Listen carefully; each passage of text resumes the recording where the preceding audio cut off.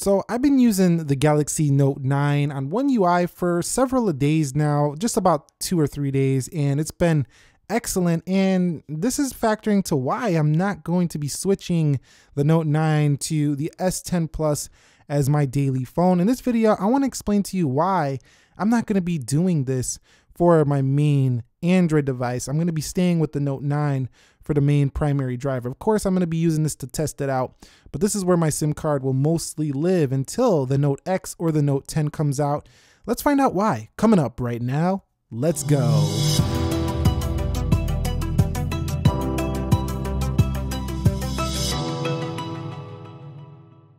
So the first reason I'm not switching is because of the display. Now, I do love the Galaxy S10 Plus's display. I love how the bezel is very thin at the top and also nice at the bottom, and Galaxy Note 9 definitely needs an upgrade there. But if they're gonna do it at the sacrifice of a hole, I mean, some people are still gonna like how the Note 9 really has no notch, no cutouts, no nothing. It's a beautiful panel here, and I am by no means saying that it's better display in terms of quality than the Galaxy S10 Plus, but I tend to prefer its more saturated look than the flatter look of this dynamic AMOLED display. Now, I like how bright this one gets. It gets a little bit brighter. It's a little bit more color accurate than the Note 9s, but for media consumption, I still really love the way the Note 9 just displays content with no cutouts, no obtrusions. It's just like having a little TV in your pocket. So I do love what the S10 brings, but for me, I'm still enjoying the display enough that the S10 Plus doesn't bring so much more that it's willing to make me just switch over and move everything over just to go on the Galaxy S10 Plus as my main driver. So I still enjoy this display, and I think if you have a Note 9 going to an S10 Plus, I've experienced the display.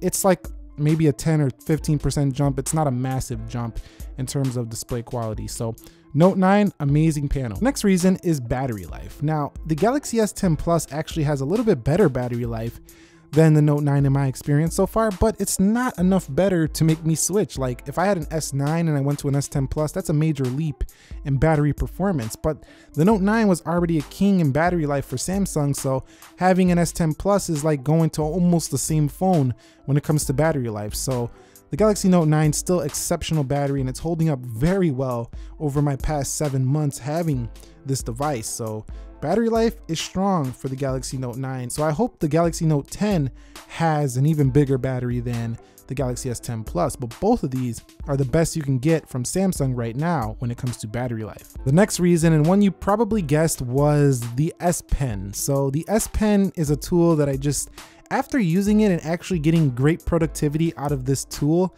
it's really hard to go back to a phone that does not have the S Pen. So there's plenty of Note 9 users who've been watching my S10 content. They're saying, I'll wait till the Note 10 comes out. And this is the main reason why right here.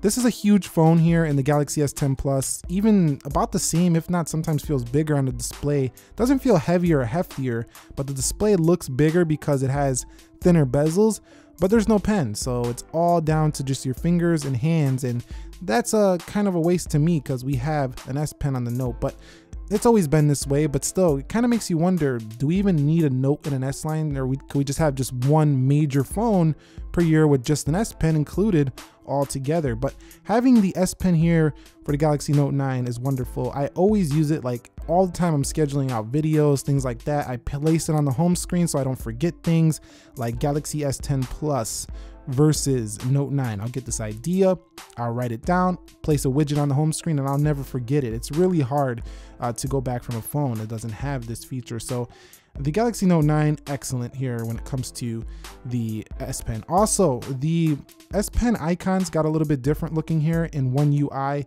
Some of the elements look different, as well as like the notes in the Samsung Notes looks a little bit different as well. So it's got an update, so it looks even cleaner than before when actually using this pen with its software. So excellent, I really do love it. Another reason I'm not switching from the Note 9 is I prefer having two secure methods of unlocking. One, fingerprint sensor, which I don't mind where the Note 9's placement is. A lot of people actually came to the Note 9 just because Samsung finally put it in the middle and not off to the side like they did with the Note 8. So I have no problem with this fingerprint sensor. It's pretty quick, and it also has a nice swipe down function like so. I also do like the iris scanner up here as my second unlock feature. It will show, I'm not going to do it right now because we're behind camera, but having that iris as well is a more secure method than the face unlock for the Galaxy S10 Plus. So until they remove it from the next Note, which they probably will do if they go anything similar to this S10 Plus, I'm going to enjoy the iris scanner for now on the Galaxy Note 9. Now I know some people are going to object and say, oh, that's slow iris scanner. I'm glad they got rid of that thing.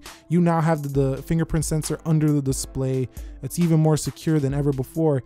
And that is true, but I mean, really, having two options is nice to me. So that's one reason why I'm personally not switching over to the Galaxy S10 Plus. The next reason I'm not switching from the Note 9 to the S10 Plus as the main phone is because the Note 9 has the One UI now. Now, if it never got it, I would be really upset and I would be using the S10 Plus over the Note 9 all the time. But because I have essentially the same exact software, it does basically the same stuff. Yes, we have the wireless power share here, something I'm not going to use often on my device.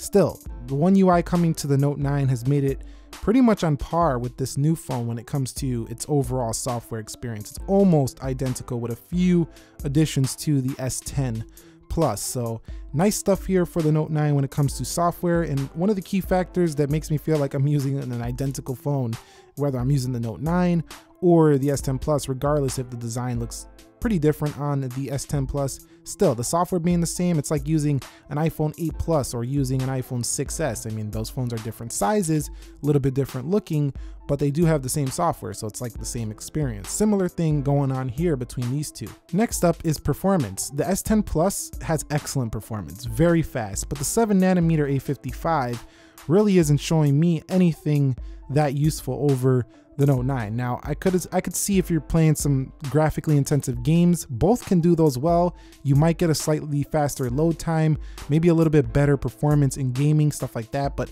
I'm not the biggest gamer. I just use my phone in more of a productivity fashion, like a lot of productive features, emailing, calling, messaging, writing notes, stuff like that. More productivity based things. And really, I don't really care about a 7nm and a 10nm when it comes to just your everyday productive phone use. So I have no lag here for the Galaxy Note 9, and it's been staying that way since I've had this phone, and that's really good because not all Samsung phones can say the same. So the Note 9 going to the S10 Plus, I don't see a reason to switch because the performance felt like the same thing. So I mean, yeah, it's a slightly snappier, but nothing your eyes are going to see in the day-to-day. So that's one reason. 8 GB of RAM too, this being the first Samsung phone to have that, is now the standard for the S10 Plus. 12 GB of RAM, not a big deal. I don't need that much RAM on a smartphone. So yes, performance, thumbs up for the Note 9, especially even smoother now on One UI, which I think a lot of people will enjoy. Now for this one, the cameras. I definitely do prefer the Galaxy S10 Plus over the Note 9, especially for that wide angle, but I don't find myself relying on my camera phone anymore too much for professional pictures. And with these phones kind of trying to do that, it's kind of like I think it's a good idea to use it as your main camera, but for me, I simply just prefer actual cameras over smartphone sensors. So to me, this is not enough of a reason for me to say, let me get off the Note 9, lose my S Pen just to have an extra wide angle lens. That's just not enough for me. Now the front facing camera for vlogging, exceptional for the S10 Plus. Amazing stabilization, as good as an action camera from what I'm seeing.